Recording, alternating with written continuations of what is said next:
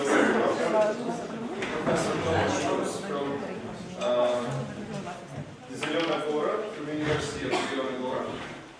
And now you will hear the lecture about Tatarkiewicz, famous Polish philosopher and historian of philosophy. So, Professor, please.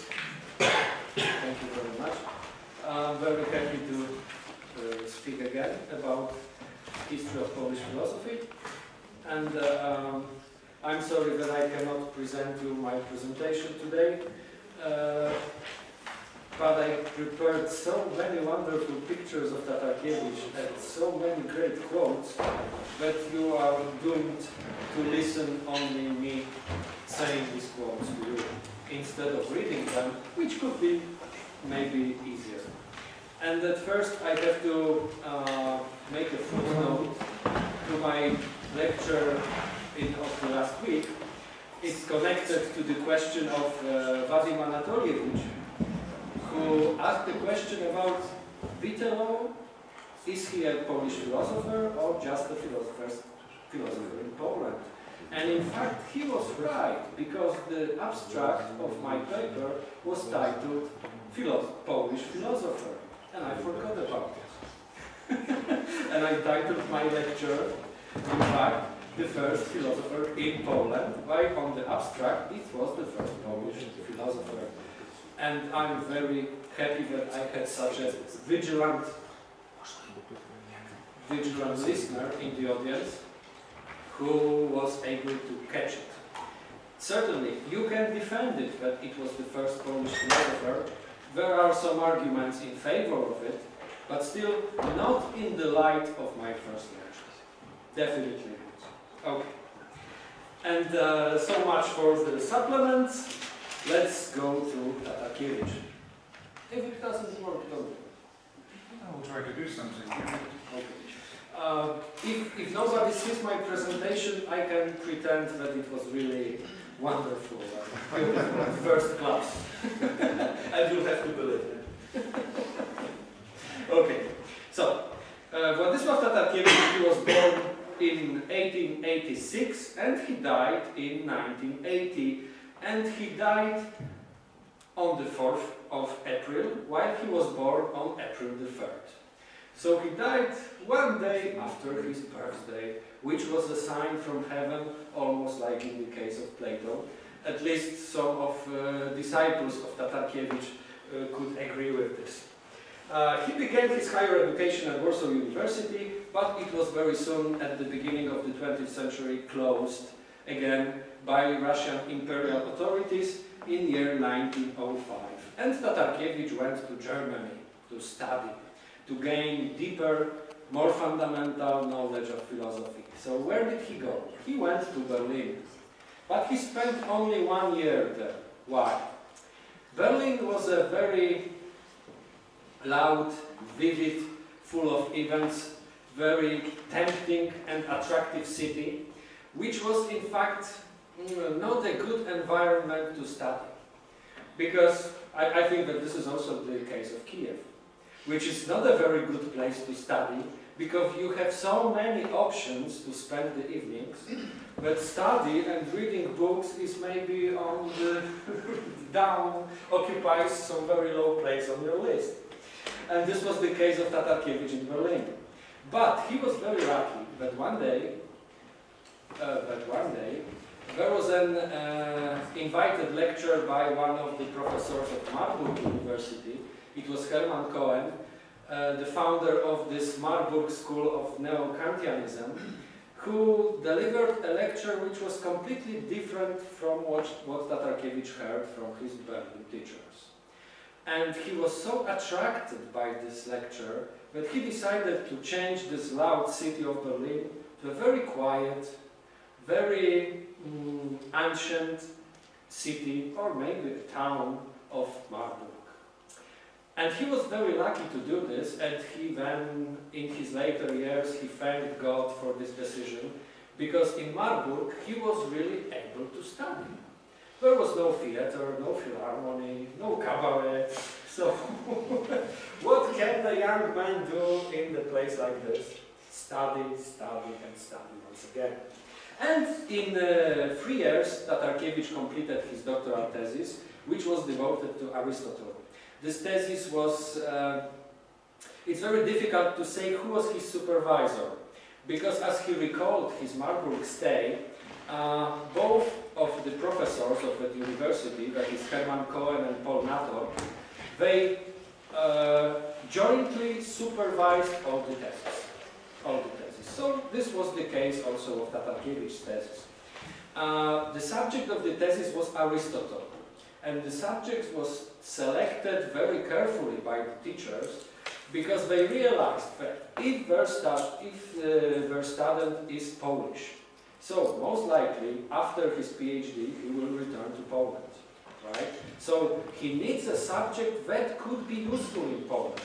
They didn't want to do Christian philosophy or Thomism, but Europe at that time, in Europe the revival of Thomism began, so they decided to give him a subject from Aristotle, right? Because they thought Aristotle could be useful in a Catholic country, right? And Tatarkiewicz did his thesis on Aristotle, and this thesis received wonderful reviews of both supervisors, and moreover, this thesis published as a book in German was reviewed in one of the English journals, I think it was Mind, if I'm not mistaken, and David Ross, who was an expert, top-class expert on Aristotle, reviewed Tatarkiewicz's thesis, and this review was quite favorable.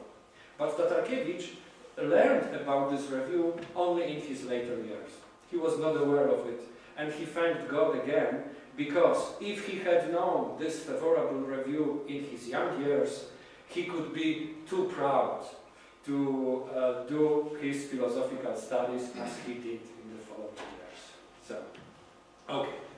Tatarkiewicz returns after this Marburg stay as a young doctor of philosophy. He returns to Polish universities, and his first steps go to Lviv. In Lviv, he meets Kazimierz Twardowski, he meets his disciples in Lviv, yes, in Lviv. And his impression is very positive. And this is a very frequently quoted phrase of Tatarkiewicz, in which he says that from Germany he returned to Lviv, and he experienced this, that he saw Polish people who do in Lviv philosophy much better, with a better insight than his German teachers. So this is a phrase which is very frequently quoted. After Lviv, Tatarkiewicz connected his life with Warsaw, where he was born in fact, and all his later years were spent in Warsaw, with some only lecturing visits all around the world, including the United States. During the war, Tatarkiewicz risked his life and held secret underground lectures in German-occupied Warsaw, and Czesław Miłosz was a student among the audience. After the suppression of the Warsaw Uprising, Tatarkiewicz had to move out from his home in Warsaw, and he risked his life when a German soldier took away Tatarkiewicz's manuscripts, because he was leaving his house. In one hand he had a suitcase, and in the other hand he had a manuscript. And a German soldier asked him, "What is it?" And Tatarkiewicz said, "This is my academic work." And the German soldier took this manuscript and threw it on the street. And most of the people would leave it and go safely away, right? Because this German soldier remarked, "Es gibt keine polnische Kultur mehr." So there is no more Polish culture. So academic works and manuscripts are not necessary. Nobody will read them in the future. There will be only German culture in this part of Europe, right? But Tatarkiewicz went down, took up this manuscript, and slowly walked away, risking his life, because he had seen people who had been shot for much smaller offenses, right? And he was able to do such a brave deed, I have to say. So this manuscript was in fact his book, which is surprising that he wrote a book under such a title during the war, but the title of the book was On Happiness. on happiness. In such dark years of European history, in such a dangerous and sad place as was Warsaw during the war, he wrote a book on happiness. He also wrote a book, Problems of Philosophy, but the latter one was unfortunately lost. Also, I found an information that the third volume of his History of Philosophy was written during the war and lost, but Tatarkiewicz retrieved it from his memory, recreated, rewrote it once again, so we have this third volume. In the afterwar years, in the communist Poland, Tatarkiewicz, as many philosophers, and not only philosophers of his generation, was forbidden to teach. And when finally he returned from this academic exile, he entered the lecture hall after 8 years, and started his lecture with the following words. Now I'm going to continue my previous lecture on Kant. After 8 years. So there were not many people in the audience who remembered his previous lecture, but he wanted just to continue. There is a nice description of Tatarkiewicz's character, which is made by Jacek Juliusz Jadacki, and I'm going to quote it because it's well written, and although I was never able to meet Tatarkiewicz, I know him only from his works and from the words of his disciples. I think that it gives us some image of this wonderful professor, Tatarkiewicz. He was born and died in Warsaw. He was a successor of a Polish intellectual elite, but without any inclinations towards exclusivity. He was the grandfather of a Warsaw professorial dynasty, but without any inclination towards nepotism. He was a patriot, but not a nationalist. He loved, valued, and knew his homeland. He was a globetrotter, but not a cosmopolitan. He was well known, highly esteemed, and well liked in the world. He was a scholar who worked in 8 languages, lectured at 5 universities, and he was a man of fourfold elegance. His elegant wardrobe, his elegant clothes, matched his elegant taste.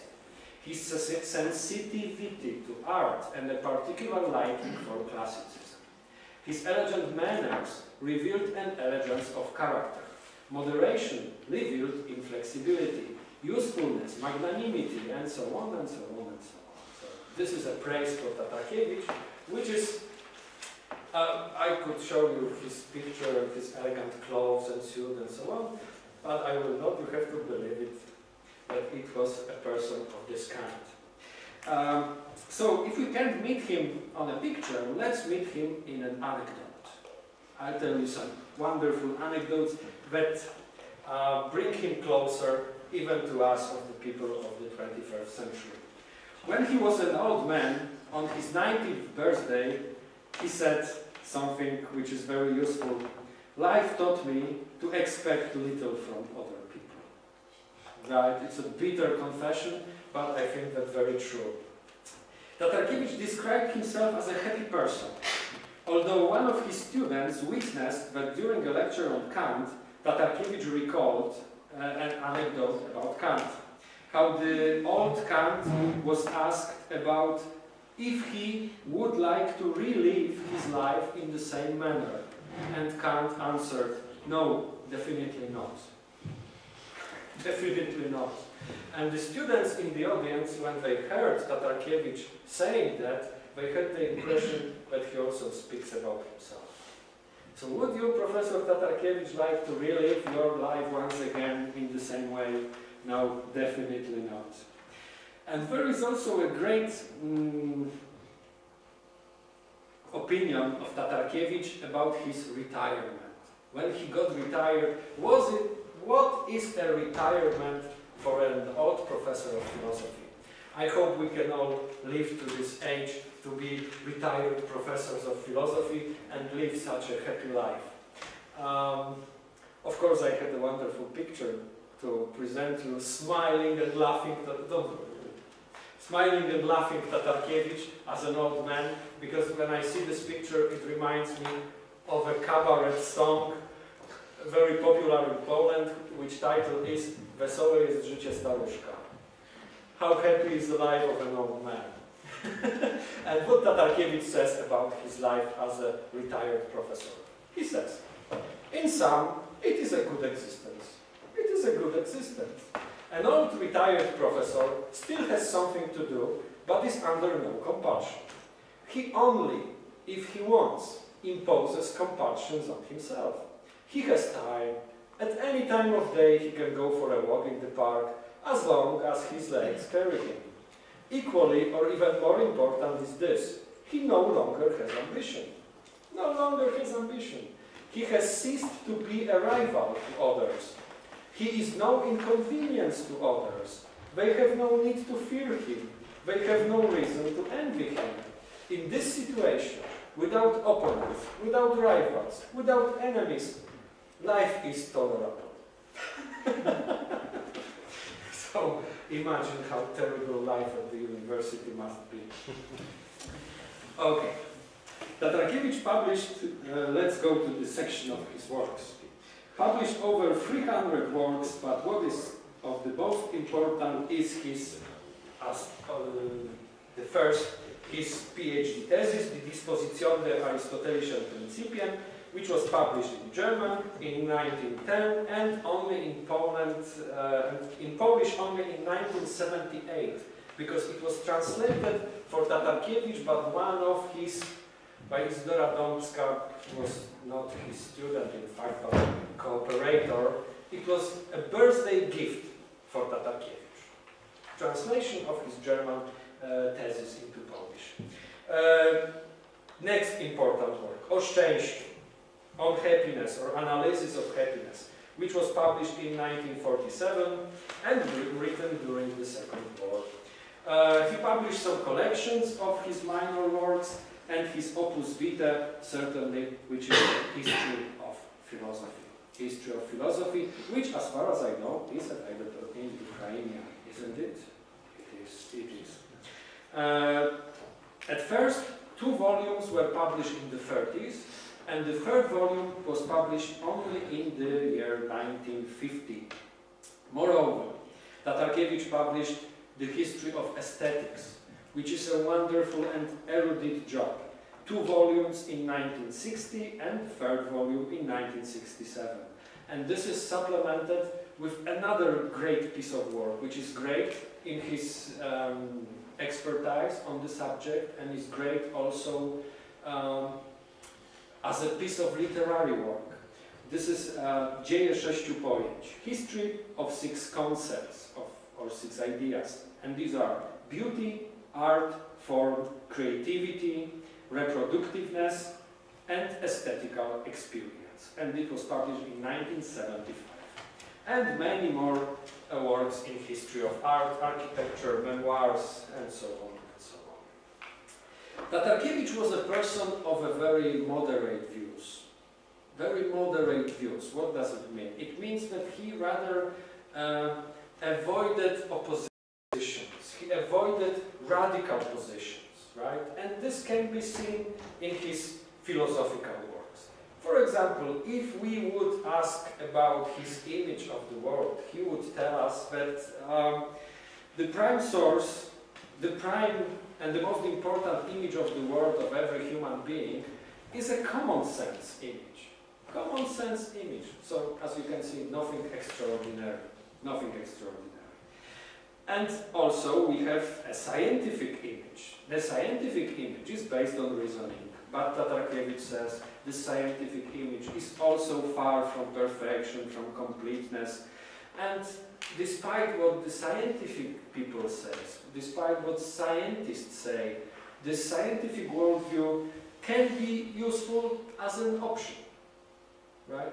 So there is no radical position in this view of Tatarkiewicz.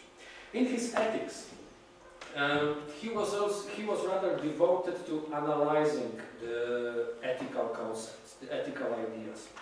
And maybe I will skip this analysis just to focus on the ethical problem of happiness, which is probably the most interesting.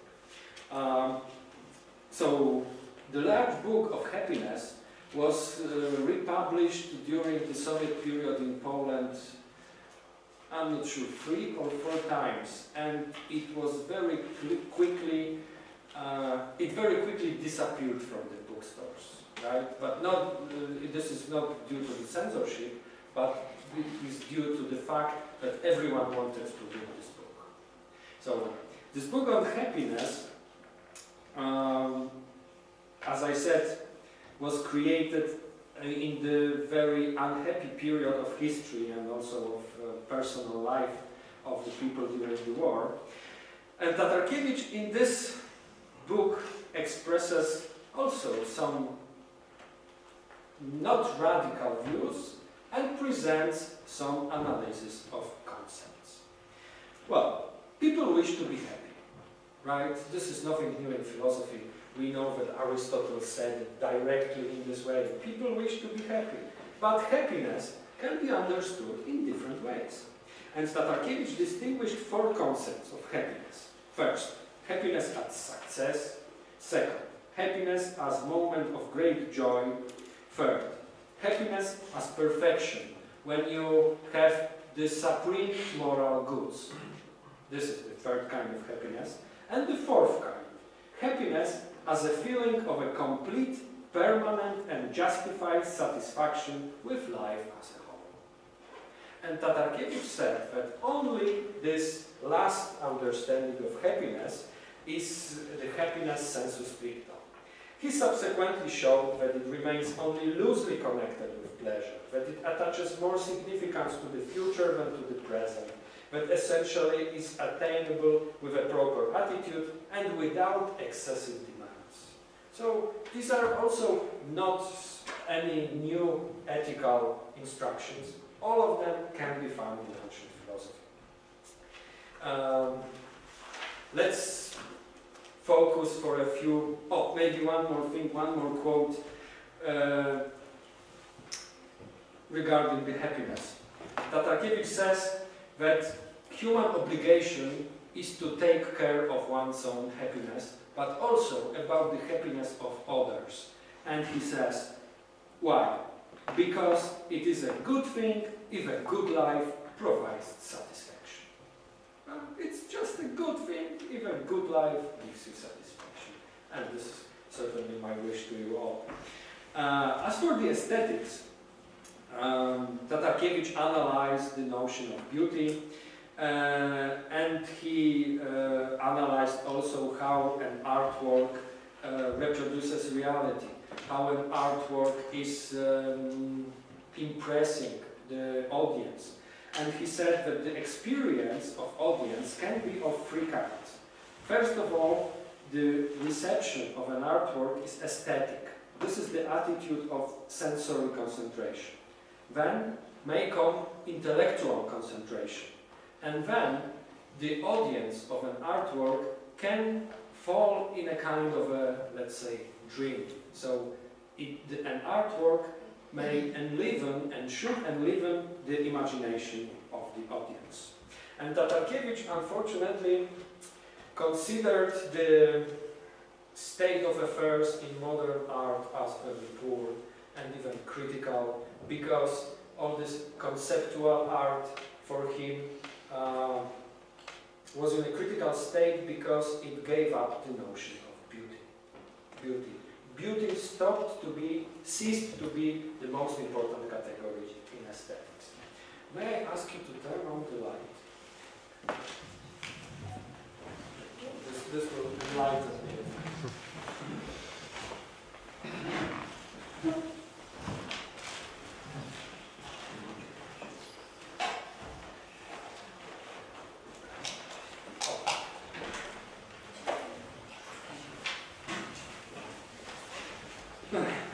And since we're meeting I think this will be available anyway on YouTube, unfortunately, but if you wish to, you can record it. If we are meeting during the course of the history of philosophy, I think that the history of philosophy by Tatarkiewicz should become our most essential course. History of philosophy was the first Polish work that provided the picture of the whole history of philosophy, well, of Western Western philosophy. Prior to Tatarkiewicz, we had in Poland only works on ancient philosophy, on medieval philosophy, and the works on modern philosophy were very small, and well, they could not satisfy the needs of philosophers. Tatarkiewicz supported the view that relations between philosophical formation or intellectual formation and other components of culture are not subject to any regularities, to any laws. So he said, it happens that one influences the other, but we cannot we cannot articulate any law concerning it. The unquestioned merit of Tatarkiewicz's work in the history of philosophy, in fact, as many other of his works, is his language. An unsurpassable model of scientific studies, he argued accurately, lucidly, unambiguously, precisely, and at the same time clearly, comprehensively, and objectively. The arguments were composed in such a way that any alteration would be experienced by the reader as a disharmony. Clarity merged with artistry, and the writings of Tatarkiewicz produce in some readers the experience of not only scientific work, but also a literary one, with aesthetic values. And this is, for my students, the language of Tatarkiewicz is sometimes archaic. But if I may use the expression of my generation, for my generation, he is still the master of style. History of Philosophy by Tatarkiewicz provided the audience, especially during the post-war years, with a chance to escape to one-sided metaphysical diet or one-sided anti-metaphysical diet. Tatarkiewicz, maybe contrary to his intentions, instilled into his readers also a questionable opinion that every philosophical system which reveals itself in the history of thought enjoys some rights equal with others. So he didn't say that this philosopher was better than the other, that this one was wiser than the other. So the audience really could have the impression that all philosophers, to some extent, are equal. And his history of philosophy aroused some controversies. For example, he was charged that he gave too little attention to certain philosophical disciplines. For example, to philosophy of mathematics or to the aesthetics. Well, it would be very easy for him to write the history of philosophical aesthetics, but he wanted to focus, first of all, on metaphysics and on the theory of knowledge. Another controversy was the fact he was charged that he is inclined only to some philosophers. But he treats them equally. He doesn't say who is right and who is wrong. But it can be felt while reading his work that he loved Kant, which is not surprising at all because he was in the Neo-Kantian school. That he loved Pascal and that he loved Descartes. And in fact, these three philosophers provided mottos to his history of philosophy. In fact, I should have checked if the Ukrainian edition has the same construction. 3 mottos, the introduction, and I didn't do it. I'm sorry, but you can do it anytime. In the 50s, Tatarkiewicz was charged that he regarded materialism as one of the many permissible attitudes, while he should have stressed that historical materialism is the basic view of reality, is the basic philosophical view and the final philosophical view. And he did not do this. Of course, he was charged that he limited his consideration to the history of Western philosophy. Some found in his work symptoms of reactionary idealism and of cosmopolitism. There was also another cavil that there was a tendency in Tatarkiewicz to unify discussion on various philosophers because he attempts to cut every philosopher into the same pieces.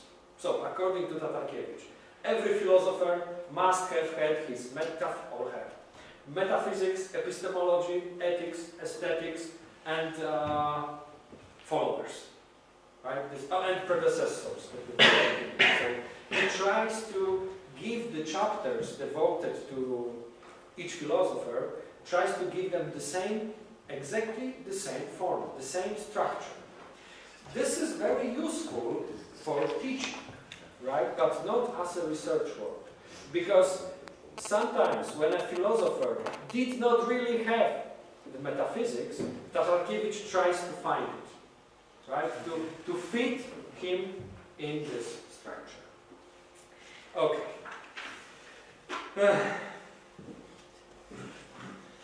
We discussed it in the chair of the history of philosophy today. Is history of philosophy still philosophy? Is a philosopher who does history of philosophy still a philosopher? And in case of Tatarkiewicz, I think this is defendable.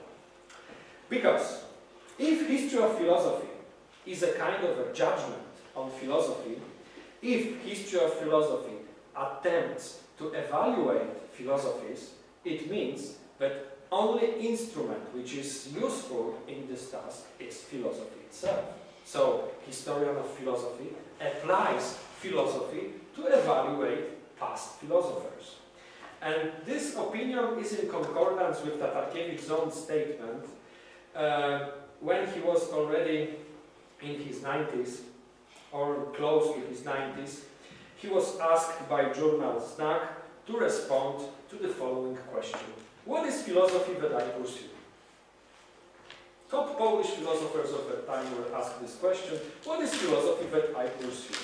And many philosophers answered for many pages, while Tatarkiewicz's answer was really short, brief, concise. And let me quote it. Tatarkiewicz says, "My philosophy consists of arranging the concepts, nothing more. Just to arrange concepts, arrange ideas. I have a sound judgment of such work. Nothing grand will be achieved by such arrangements. But the order is necessary." It sounds like omnibus sein. "To speak without metaphors, my philosophy has no grand aspirations, for I distrust myself and I have not much belief in philosophy. All I want is to arrange clearly the ideas that I use. But this is not insignificant, and I am happy when the ideas are arranged in accordance with some order. Such an approach makes it comprehensible that I research history of philosophy most willingly." So, if you love order, if you love to have some good arrangement in your work, go to the history of philosophy. So, this is the confession of the 90-year-old philosopher. Let me, I spoke about these three mottos, so let me quote them and comment upon them a little bit. The first motto was taken from Kant, from his lectures given at the University of Königsberg, and it was published later, after the death of the philosopher. Kant says, "It is so difficult to extract the main ideas from some philosophical papers that the authors of those papers frequently cannot find these main ideas. And sometimes someone else can better tell them what their main idea was." Right? So if you're a philosopher and you write a paper, sometimes you can get lost in your profound philosophical thought. So there is a help required of another person who comes, reads the paper, and tells the philosopher, "Oh, this was your idea." And who is this person? It's a historian of philosophy. It's a historian of philosophy. The second motto is from Pascal. "Since it is impossible to be an all-rounder, to know every possible thing about all subjects, one should know a little of everything. For it is much more beautiful to know something in all subjects than to know everything about one." Right? So, with this, Tatarkiewicz argued for the diversity which is necessary when history of philosophy is done. But historian of philosophy should avoid one-sidedness, should avoid to be being attached to only one philosophical trend, one philosophical tendency. The diversity is required to be able to focus, to research many, sometimes opposite, philosophical currents. And this Pascal's motto has the second part. Pascal says, "No one should say that I have said nothing new.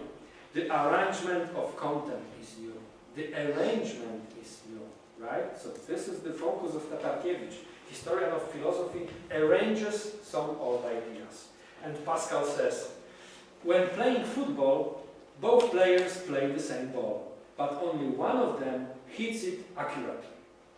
Right? So ball is the same for everyone, but one can have the better grasp or hit or kick the ball better than the others.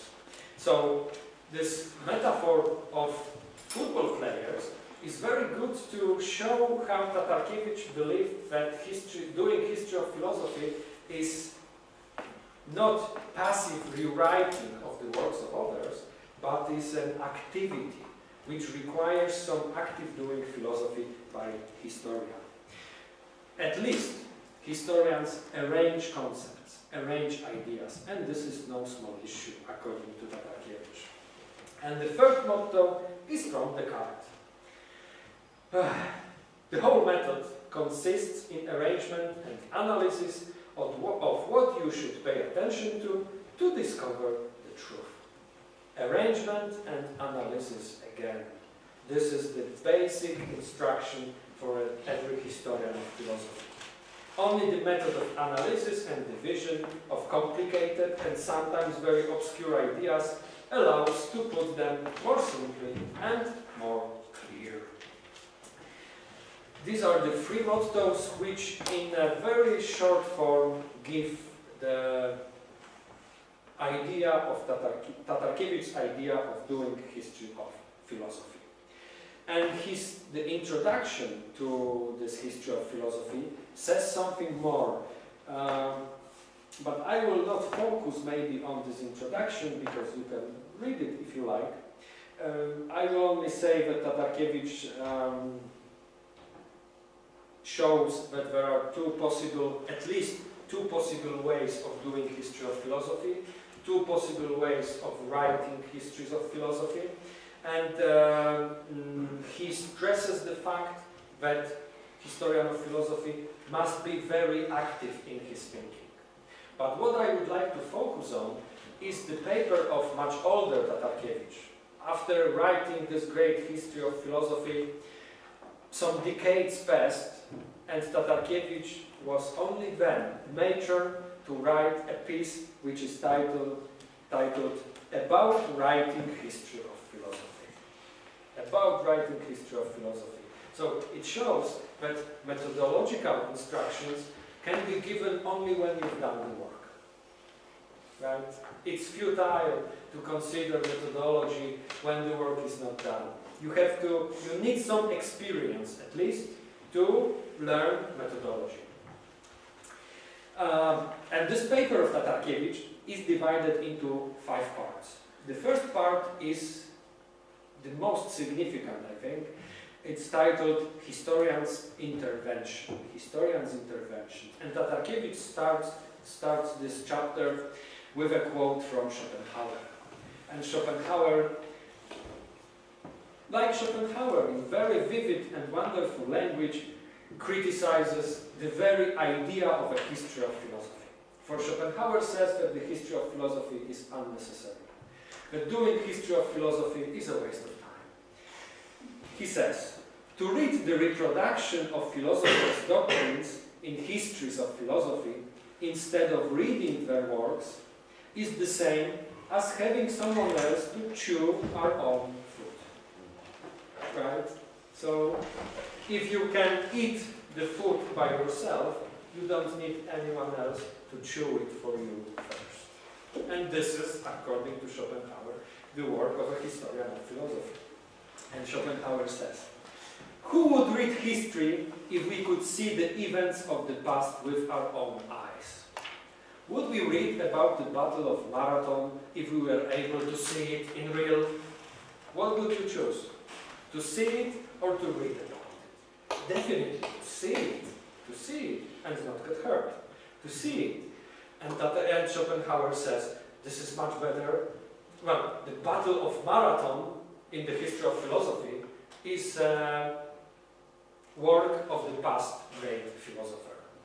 But seeing it is possible for everyone. For everyone can go to the library and take the work of Kant, Aristotle, Aquinas, Descartes, and so on.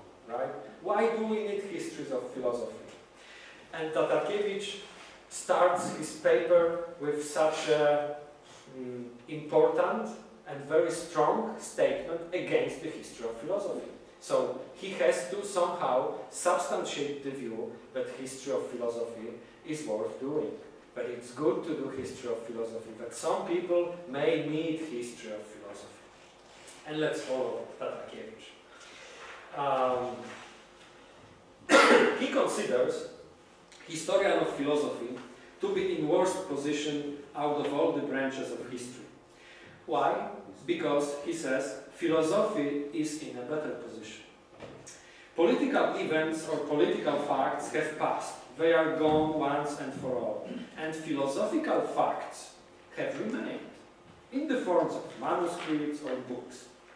Historian's task is to reconstruct what is no longer there, historical events, while historian of philosophy only reproduces this which already still exists. Right? So why should he do this?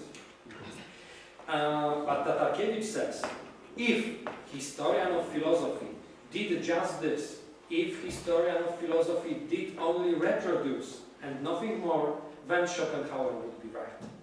But Tatarkiewicz's opinion is that historian of philosophy, really what he does, or she does, is an intervention into this historical material. And how this intervention is done. How is it done? First of all, some non-philosophical work has to be done. For example,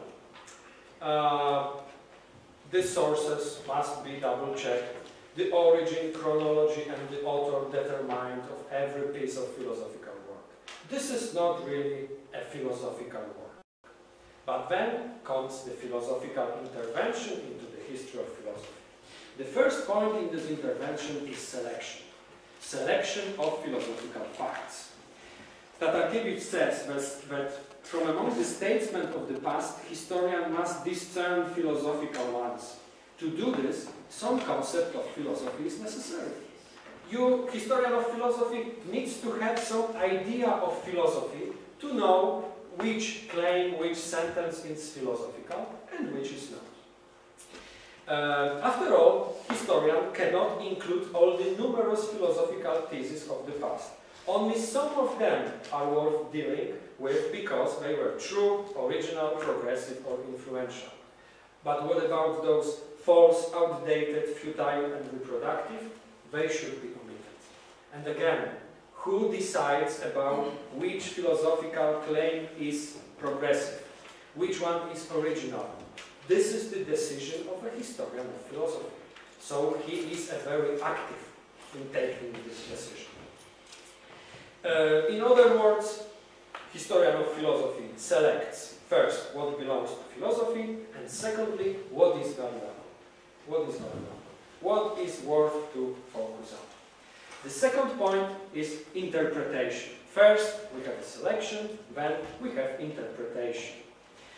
And interpretation is really needed, is necessary in view, and in this case Tatarkiewicz quotes Dilthey, in view of limitless ambiguity of philosophical material. So almost anything can be done with philosophical material. Almost, well, not almost, but many interpretations of many philosophers are allowed. And the facts in the history of philosophy are more ambiguous than in the political history. Philosophical facts are not related to real things, as political facts are, but philosophical facts are related to words, to ideas, and they are ambiguous. They are ambiguous. Imagine, for example, that we find a philosopher who stated that God exists. Right? It's a wonderful statement, very clear, but we have to interpret it. What did he want to say? That God exists. First of all, what was his idea of existence? Right? Second, what was the idea of God? Did he did philosophy in this or that religious environment? Did he follow rather the path of Parmenides or Heraclitus? And what about the pantheistic interpretation of such a fact, of such a statement, God exists? This is also possible. So, historian of philosophy has to give some specific meanings to the past statements. Simple as this, as God exists. Another point of intervention is integration of facts. Integration. Only very primitive history of philosophy is limited to restating the theses of philosophers. For example, if you know the book by Diogenes Laertius on the lives of famous philosophers, you can see that it is a wonderful example of a primitive history of philosophy. First of all, he rewrites many non-philosophical facts, which are the biographies of the philosophers, and then he only rewrites what the philosophers had said, right? And Tatarkiewicz says that historian of philosophy must do something more. And what is it?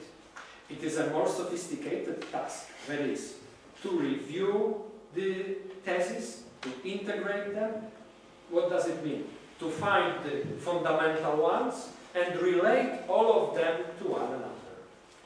Find the fundamental ones, to say what is the most important in this philosopher and how his other views are related to this fundament. The next piece of intervention is arrangement. Historian has to group the views of each philosopher individually, but also he has to group philosophers into trends, into schools, into currents. And he can do it in at least two ways. On the one hand, he can group them according to similarities, discern some types of philosophies, some schools, some major figures. He creates a kind of philosophical typology. On the other hand, historian groups philosophers according to the time of their appearance or domination, creates some kind of philosophical periodization. And these activities of historian of philosophy are, like Tatarkiewicz says, magis artis quam natura. They more reflect the views of the historian than the nature of historical events. So, historian has some freedom, and he can, historian should exercise this freedom on historical philosophical. And Tatarkiewicz regrets to say that sometimes historians exercise this freedom too much. Sometimes they go too far. But they can be corrected. The fifth point is association of facts. Historian's task is to research not only similarities, but also relations between philosophical facts. Similarities can help to arrange facts. Relations help to explain them. Particular facts in the history of philosophy are not isolated. They are related to other facts, for example, economical, political, psychological, scientific, and artistic. And it can be questioned which of these relations is the strongest. Historian who associates and explains the facts can do it in at least two ways. On the one hand, he can associate one fact with the previous one and create some kind of philosophical genealogy, and books of history of philosophy have such genealogies. On the other hand, historian associates philosophical facts with contemporary facts of other areas of life, social, economics, scientific, and artistic. In some cases, they affect philosophical facts, while in others, they are influenced by them. Historian attempts to find those factors that condition philosophical facts at a given time and a given milieu, that are not to be found in the text of philosophers. And this is very important, that historian of philosophy must go beyond the text. the text is certainly a fundament. Without philosophical text, history of philosophy cannot be done. But to explain this text, historian of philosophy must go further, must learn the background of the philosopher, learn his or her environment, has to know what was going on in the period of the philosopher's life.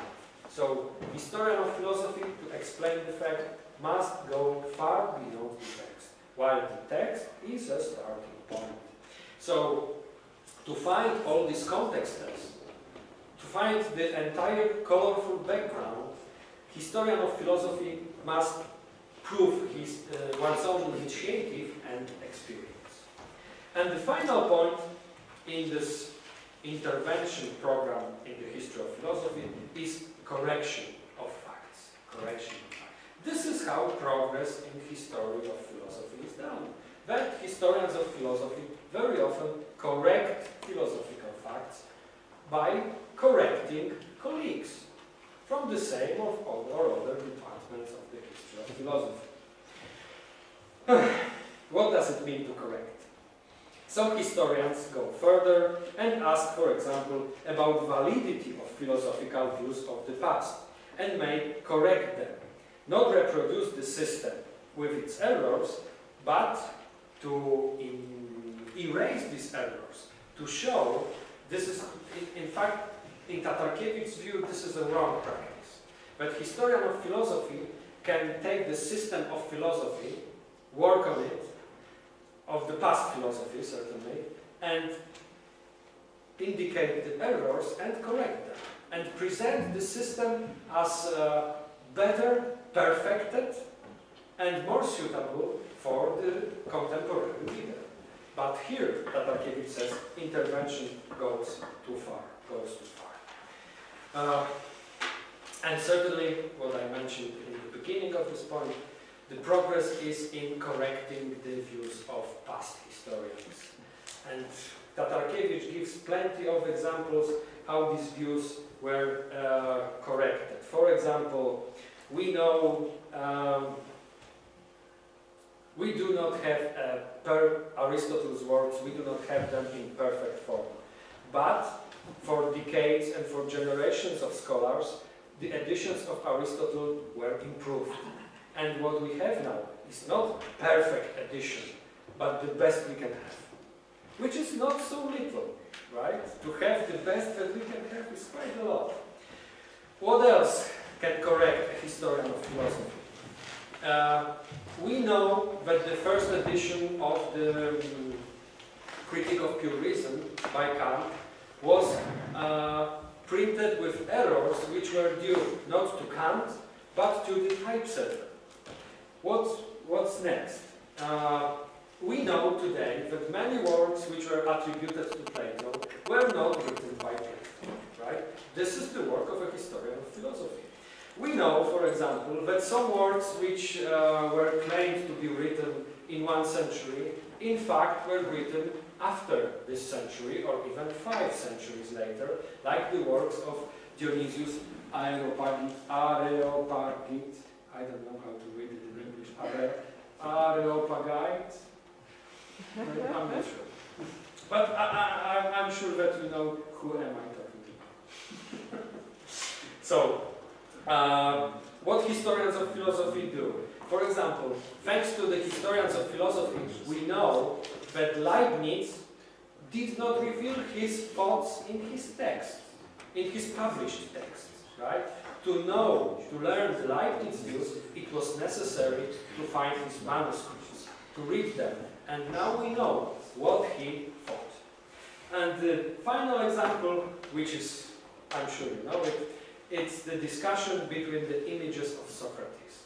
Who was right, Plato or Xenophon? Right? We have 2 images of this philosopher, and which one is true? Maybe neither of them.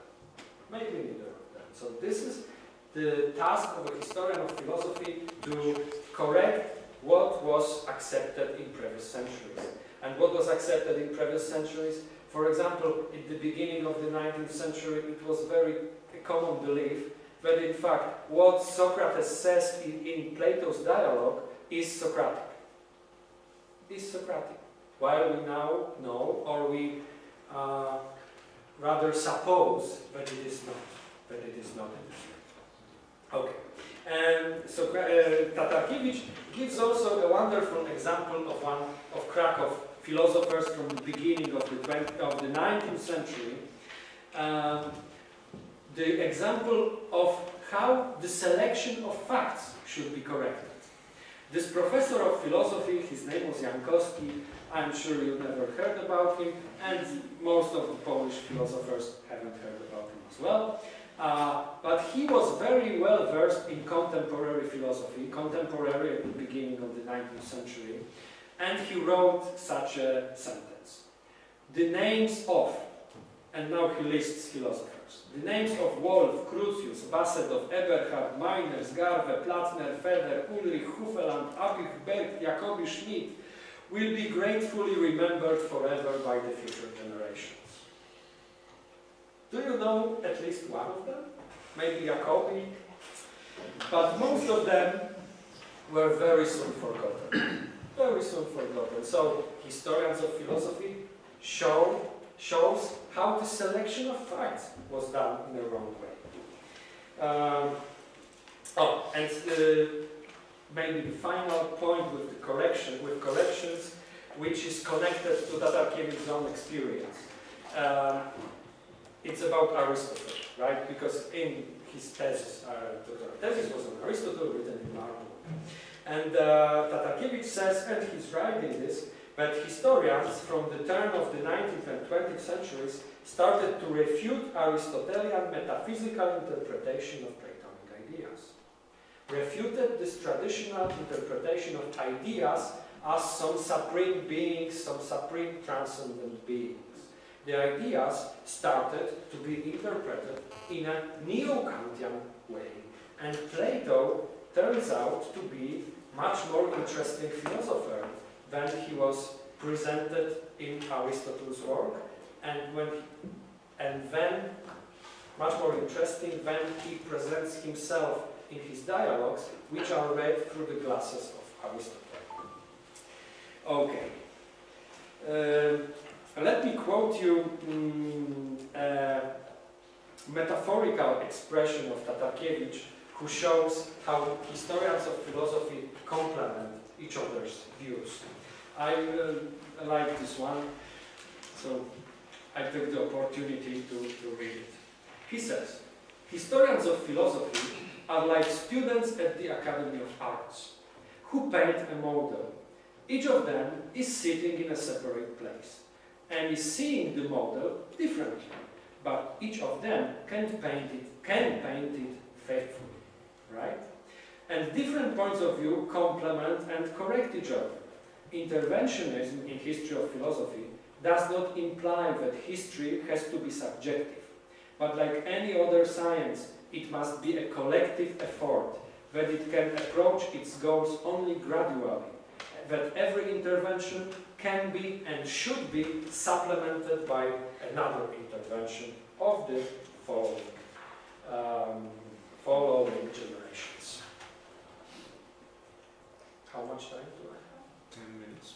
10 minutes. With Tatarkiewicz, time goes by so quickly. Okay, so I'll focus only on 2 more points. There are 2 demands in the history of philosophy that can be fulfilled. One of them is completeness of the work. The other one, Tatarkiewicz says, is the purity. And they are on the opposite positions. What does it mean that the history of philosophy is complete? It means that every possible explanations of philosophical facts are given, right? So this is the history of philosophy, which is to some extent equal to the history of culture, And Tatarkiewicz says that such a completeness is wonderful, but in this case, philosophical issues are somehow dissolved in the history of culture. So is it still the history of philosophy? He would rather say yes. But I also remember one discussion we had in a seminar at the university. It was at the University of Warsaw, yes. How far can historian go in explaining the philosophical thesis? So let's say that his religious background can be an explanation, right? Right. The age, the epoch in which philosopher lives, it can be an explanation, right? But the cultural events can be also explained by many other events which have, for example, some meteorological or astronomical sources. And if, for example, this is the historians of philosophy say that this German mystic was connected to the change of climate of this time. So there were, Central Europe experienced many very cold winters at that time. And this was one of the reasons that German mysticism appeared. Right? So, should historian of philosophy go that far? And one of the professors in Warsaw said, okay, so if we go in this direction, so maybe in future we will analyze how the sunspots affected philosophical activity in this or that. Right? So, you have to put a stop sign somewhere. Right? But where? This is the decision of a historian of philosophy. And if we go to fulfill the second demand, purity, then we have to abstract the philosophical problems and philosophical solutions, abstract them from cultural background, and moreover, we have to abstract them from the real living philosopher. We have to treat them according to this demand of purity, to focus only on philosophy and nothing else. We have to analyze these works of philosophers as if they were written yesterday, and analyze their validity, their correctness, and so on and so on. So, between these two extreme positions, historian of philosophy must decide. And final point, okay, this is also the final point of Tatarkiewicz's paper, which is titled Writing and Researching History of Philosophy. Do all these considerations apply more to research or to writing history of philosophy? Do they differ at all? Do writing and researching differ from each other? Tatarkiewicz says, when simple facts are considered, the boundary between research and writing is clear, and this is certain that research must be done first, and then the time to write comes, right?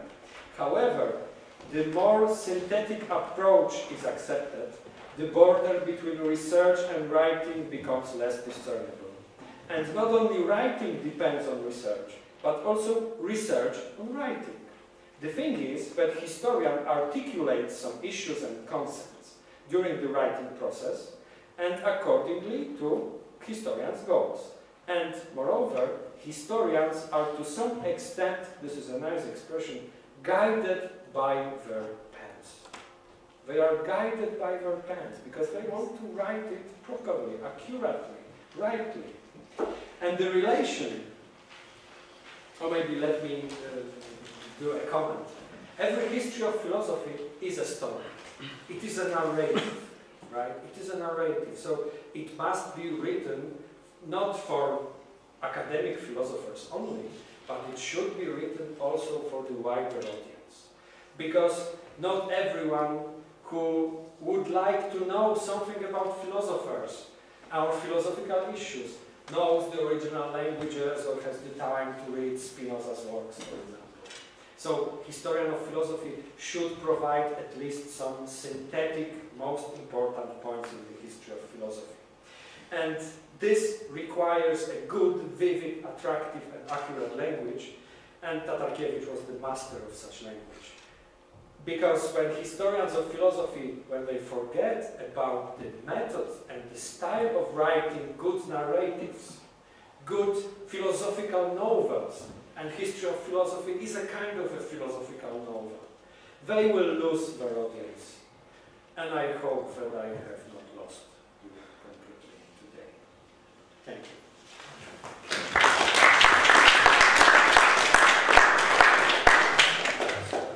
We have time for several questions, so if the audience has, please. My question about your suggestion that we should have a system and like philosophy like a system, yes? And we should discuss if some theories are important and necessary and some are not. I think that we have a problem with this question because if we talk about the discussion of this important or not with historian philosophy, they rely on some cases like this should be in time, this should be in tendency, and something like it. But some philosophers, as we know, started to be popular after their death because they were much farther than present philosophers. And if we discuss it in such way, maybe we will lose some really good ideas and really good theories. Like one said that there isn't any theories that could not be modified and could not be cancelled. And we have such a problem that if we will not lose really good ideas, depending on this discussion with historian philosophers.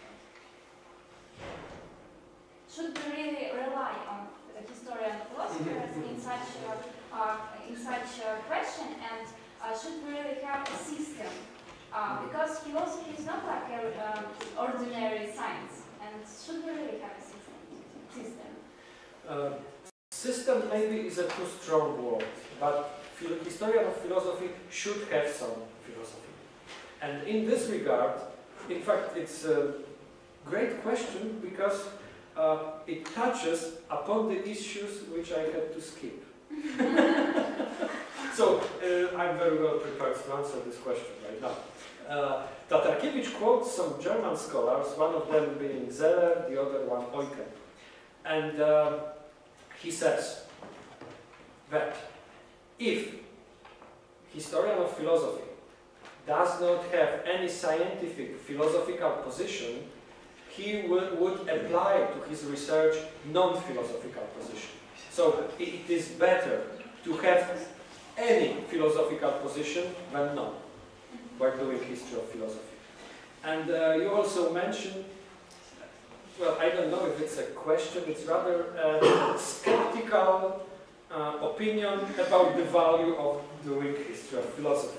Should we rely on historians, right? Should we trust them? Should we? Well, we should trust them to some extent. It's usually in the discussions like this, the usual type of answer is yes, but. So, we should trust them. But when historians of philosophy, when a student learns history of philosophy, the student needs a good handbook.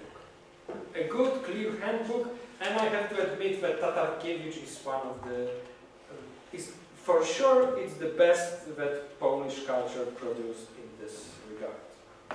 Although it's almost 100 years old.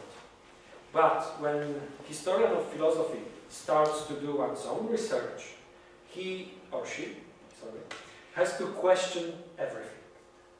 Question the sources, question chronology, question the authorship, question it in order to find if the answers that we have by now, if they are well substantiated. So the work of a historian of philosophy is certainly reading the works of the philosopher, but then consulting also what was written about the philosopher.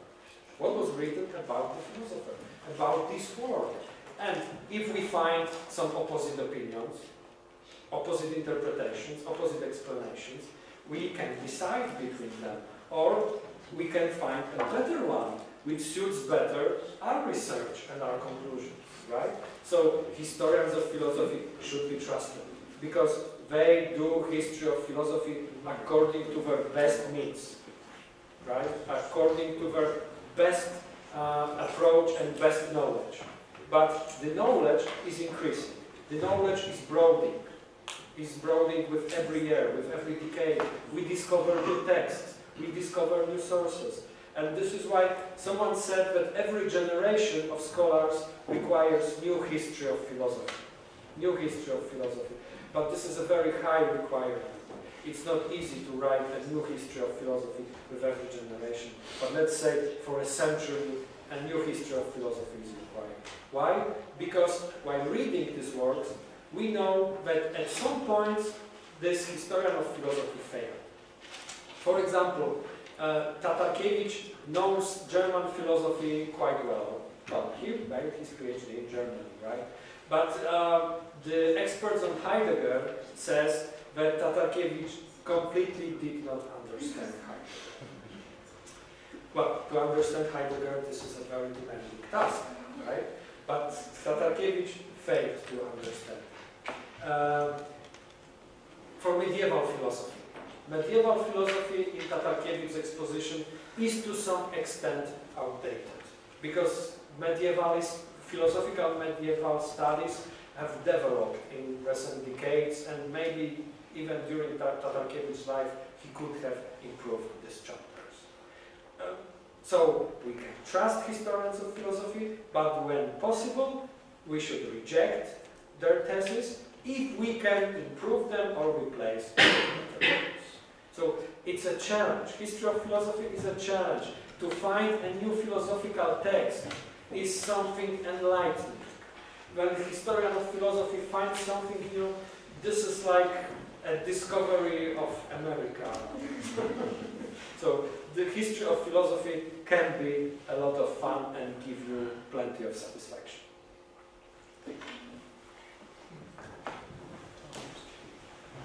Thank you for the presentation. And I want to go back to your first part where you talk mostly about Tatarkiewicz's ethics, right? And as far as I understood, Tatarkiewicz he understood happiness as goodness, some kind of connected to Plato. And you also mentioned that he was quite interested in Kant. So, my question, two sections. First, can we call Tatarkiewicz a liberal, as somebody who will accept liberal politics nowadays? And if he is a liberal, what do you think will be his reaction on the problem of cultural anxiety, and how some countries prohibit and limit some ways of life, some ways of happiness, just limit them? So what would Tatarkiewicz answer to us? Thank you. As for the first question, I'd have to do this kind of history of philosophy that Tatarkiewicz did not appreciate. So I'd have to say something instead of him, right? He rather avoided speaking directly about philosophical issues.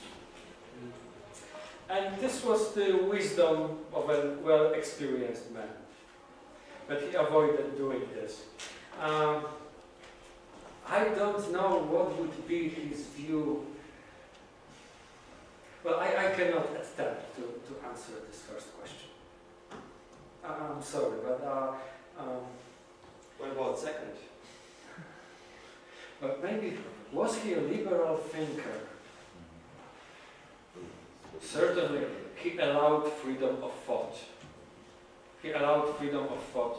But this freedom of, well, he could not do any different, at least in his writings. But he was also, in this case, very cautious man. As for the countries or political systems that limit happiness, well, I think that I don't know what are you directly referring to? North Korea or? I refer to European countries, for example. For the last decade, we had a lot of examples when laws of some countries prohibited, for example, building minaret. I mean, Switzerland. Building minaret, or prohibit to wear some kind of clothes, something like this. And one people call it discrimination, and other people call it the process of saving a liberal order. So, if you mentioned that Tatarkiewicz was connected to Kant and his deontology project, and that's why I saw it can be connected with liberal politics, because liberals, they use Kantian approach. So what about that? I don't know if this question really regards the issue of happiness. Because when you speak about these various ways of clothing but by some communities, this most of the time regards the issue of safety. Not only the happiness. But what about religious freedom, for example? Tatarkiewicz was certainly born and attached to Christian tradition. And there was he felt no discomfort in cooperation with Christian philosophers or in cooperation with atheic philosophers. Among his students in the post-war period, there were priests, future bishops, right? And there were also, let's call them, fighting and fervent Marxist philosophers, right? And he was able somehow to find his way between these extreme positions. And all of these people found seminars at Tatarkiewicz very interesting. But was he indeed, he had a special inclination to Kant, that's true. But I'm not sure if it was also in the ethics. In the ethics, he was rather adherent of Aristotle, of the ethics of the golden measure, right? While Kant was very interesting for Tatarkiewicz in the minimalist project of metaphysics. And Tatarkiewicz, in fact, was by many labeled as minimalist philosopher. Minimalist because first, he has to do many analyses before he moves one step forward. And he did not indicate metaphysical goals to philosophy, right? 19th century was over, and Tatarkiewicz was very well aware of it. So, I hope that I satisfied you in a little bit and answered your question. Thank you very much. We unfortunately ran out of all the time, so that's all. Thank you very much.